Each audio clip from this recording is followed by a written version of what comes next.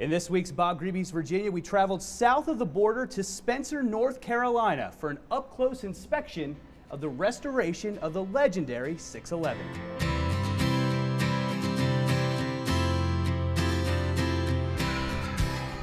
It is known throughout the world. She's an engineering marvel. The Norfolk & Western Class J 611, the steam locomotive built in the Star City, is known as the finest American locomotive ever made. You know, there's a lot of nice engines out there, but this is a Cadillac. It was built in 1950. Designed and built in Roanoke. You know, they built it to run over 110 miles an hour. For a 70-inch drivered engine, that was phenomenal.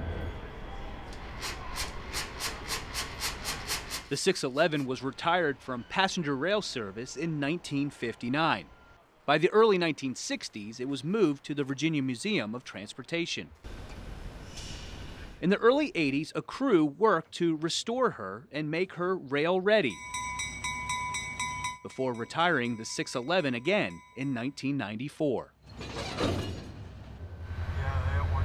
And now, 20 years later, the legendary locomotive is being stripped down at the historic Spencer shops, overhauled, and brought back to her former glory. And there's going to be a lot of people, I think, that'll be real happy to see this back running. You know, there's that one right there. Evidently, we must have missed it. The crew doing the difficult work is small in number. So it's quite an undertaking. And it's mostly volunteer. There's a lot of people right now that will get to ride behind this locomotive because I put a little bit of sweat into it. But yeah, it's a labor of love to me. I mean, there's days when you just shake your head and say, why did I ever get into this? But then when it's out running, it makes it all worthwhile. The engineering built into the 611 remains extraordinary to this day, and it takes a specific skill set to make the required repairs. People have taught me, old Boilermakers, they're all gone now, so you know, we're at the age now where we're trying to get people in here to pass this stuff on, to keep this stuff going. That's what life is all about. Yeah. One generation doing something good for the next generation. Volunteers had brought their skills to Spencer from the Mid-South and Mid-Atlantic. Funding for the project came from 3,000 donations from 18 countries. That's commitment. That tells us that this engine is so loved around the world. These are the ports where the steam comes in.